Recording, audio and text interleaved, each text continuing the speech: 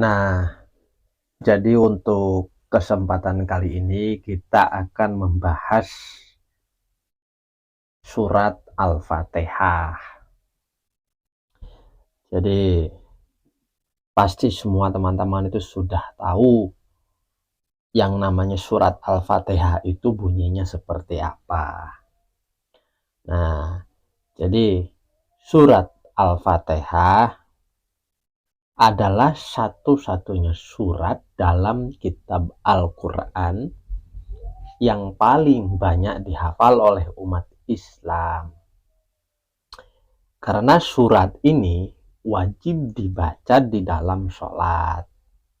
Sesuai dengan namanya, yang berarti pembukaan, surat ini memang biasa dibaca oleh orang-orang Islam ketika hendak berdoa, ketika hendak berzikir, atau membuka suatu hajat.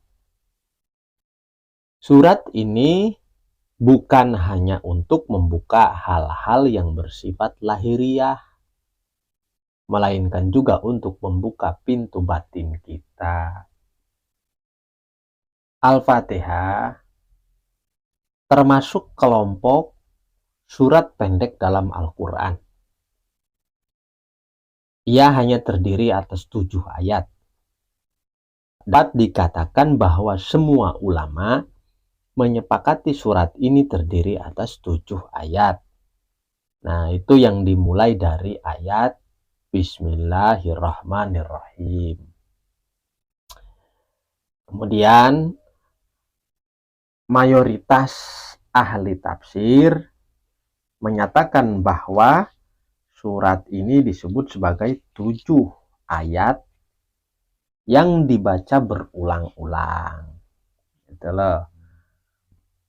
Karena merujuk kepada surah Al-Hijr, yaitu yang bunyinya, dan sungguh kami telah mendatangkan kepada engkau 7 ayat yang diulang-ulang dan Al-Quran yang agung. Nah, tentu saja kalau ditelaah lebih dalam, ayat tersebut tidak hanya berkaitan dengan Al-Fatihah, tetapi juga menyangkut karakter alam. Namun, yang pasti sebagian besar ulama tafsir meyakini bahwa 7 ayat yang diulang-ulang adalah surah Al-Fatihah. Nah, jadi surat Al-Fatihah ini dulu diwahyukan itu di kota Mekah, yaitu pada permulaan kenabian Muhammad Shallallahu Alaihi Wasallam. Tidak ada yang tahu dengan pasti di urutan yang keberapa surat ini diwahyukan. Ada yang mengatakan bahwa surat ini adalah yang pertama diturunkan, dan ada pula yang meyakini bahwa surat ini diwahyukan di urutan kelima, yaitu setelah surah Al-Mudaththir. Yang jelas, sebagian besar ulama meyakini bahwa surah ini bukanlah wahyu yang pertama kali diturunkan kepada Nabi Muhammad Shallallahu Alaihi Wasallam. Karena wahyu yang pertama kali diterima oleh Rasulullah adalah 5 ayat pertama dari surat Al-Alaq, surat ke-96 dalam Al-Quran, dan surat Al-Fatihah adalah surat yang pertama diwahyukan kepada Nabi Shallallahu Alaihi Wasallam secara lengkap. Sebelumnya, surat-surat yang diterima beliau berupa potongan-potongan surat yang hanya terdiri atas beberapa ayat. Jadi dulu itu ya, ketika wahyu datang tidak langsung turun langsung satu kitab, tapi ya beberapa ayat kemudian dikumpulkan oleh para sahabat gitu loh. Nah, kemudian berdasarkan beberapa hadis, misalnya yang berasal dari Abu Abdillah dan Ubay ibnu Ka'ab, surat ini disebut sebagai Ummul Alkitab atau Ummu Al-Quran, atau bisa juga disebut dengan induk kitab. Disebut demikian karena keseluruhan kandungan Al-Quran terangkum dalam ayat-ayat surah Al-Fatihah. Namun, Anda atau teman-teman semua itu jangan salah paham. Jadi, jangan ada pikiran, membaca surat Al-Fatihah saja itu sama dengan membaca seluruh ayat-ayat dalam Al-Quran. Ya nggak seperti itu, gitu loh. Jadi tidak seperti itu. Kalau hanya membaca Al-Fatihah, sudah pasti Anda tidak mengetahui isi keseluruhan Al-Quran. Kalau cuma membaca surat ini, nah, Anda sama dengan membaca daftar isi sebuah buku, itu sama saja seperti tidak akan mengetahui apa yang dikandung di dalam buku tersebut, kecuali sebatas daftar isinya. Nah, oleh karena itu, kemauan untuk membaca surah Al-Fatihah harus disertai niat untuk mendalami seluruh kandungan Al-Quran. Nah, kemudian surat ini pun dinamakan dengan surah As-Sifa. Jadi surat obat. Nah, sebuah hadis yang berasal dari sahabat Jabir ibnu Abdullah radhiyallahu an berbunyi demikian.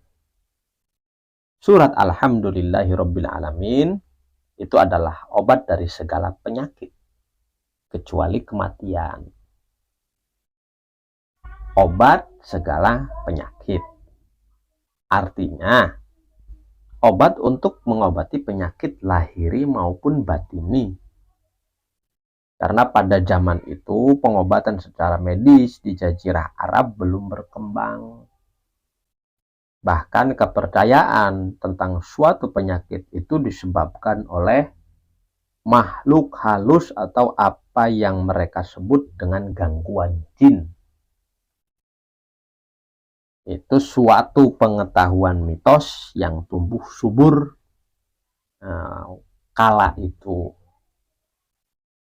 Nah, kemudian dalam keadaan demikian, surat Al-Fatihah dibaca sebagai mantra untuk menyembuhkan suatu penyakit. Nah, di sini kekuatan magis yang dihasilkan dari pengobatan dengan membaca surat ini menjadi penting. Kemudian ada juga hadis yang diriwayatkan oleh Darimi dan berasal dari Abu Sa'id Al-Khudri. Al-Fatihah merupakan obat dari segala racun. Tentu saja lebih mengena bila dipahami sebagai racun hati atau racun batin manusia. Dan makna demikian ini tidak lapuk oleh zaman.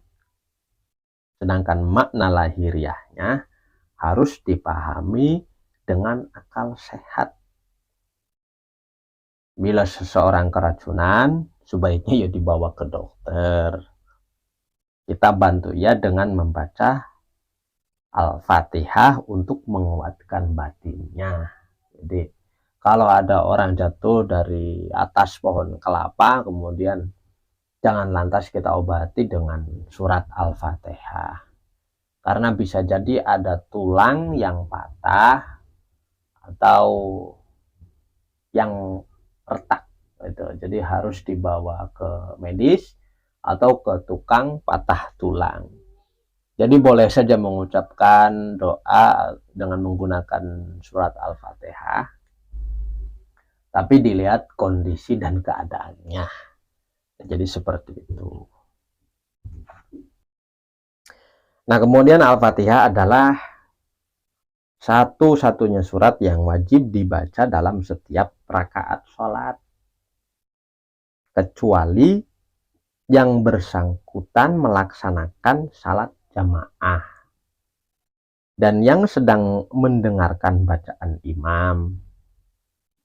Nah, ada bagi mazhab Ja'fari, Al-Fatihah hanya bisa atau hanya wajib dibaca pada rakaat pertama dan kedua. Nah, kemudian salat itu disebut tidak sah jika tanpa membaca Al-Fatihah. Kemudian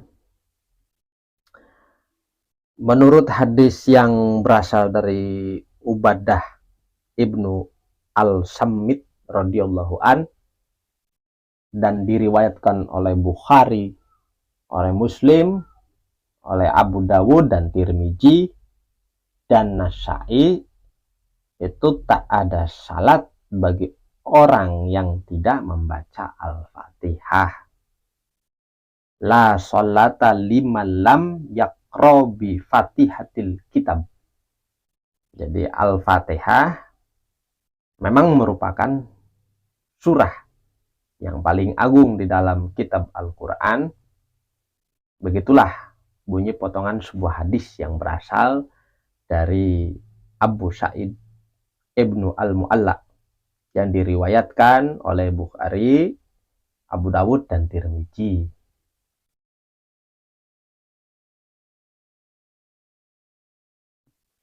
Kemudian surat ini juga dibaca untuk membuka mata batin kita.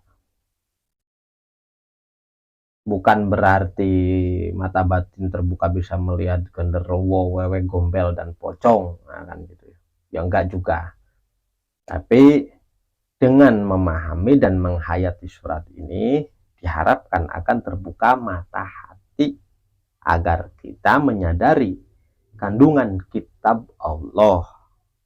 Nah, baik kitab-kitabnya yang tertulis maupun yang tidak tertulis, yaitu kitab yang terbentang di alam semesta alam, termasuk kitab yang ada di dalam diri kita. Nah, kali ini teman-teman itu akan saya ajak untuk masuk ke relung-relung surah Al-Fatihah agar teman-teman tidak hanya berhenti pada kulitnya. Kemudian nanti Anda semua saya ajak untuk melihat khasanah yang lebih luas dan lebih dalam dari surat ini. Nah, kemudian saya bermaksud mengajak teman-teman semua untuk bisa mengenal surah ini lebih jauh supaya jatuh cinta kepadanya. Karena ada pepatah mengatakan tak kenal maka tak sayang. Jadi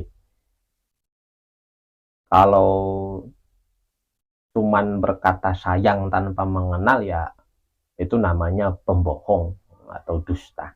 Jadi harus kenal dulu, karena ketika sudah kenal maka sudah pasti bisa sayang. Nah, jadi untuk teman-teman hati-hati, jangan asal mengucapkan sayang begitu. Nah, kemudian nanti dengan kita mencintainya, kita akan memperlakukan surat ini dengan benar. Tapi jika teman-teman enggan membaca atau mendengar ulasan surat ini, ya tidak apa-apa. Itu hak Anda semua. Kalau saya kan tidak memaksa. Karena boleh jadi Anda itu sudah memegang tafsir Al-Fatihah yang ditulis oleh penafsir tertentu. Yang penting tetap dengarkan dan jangan lupa subscribe.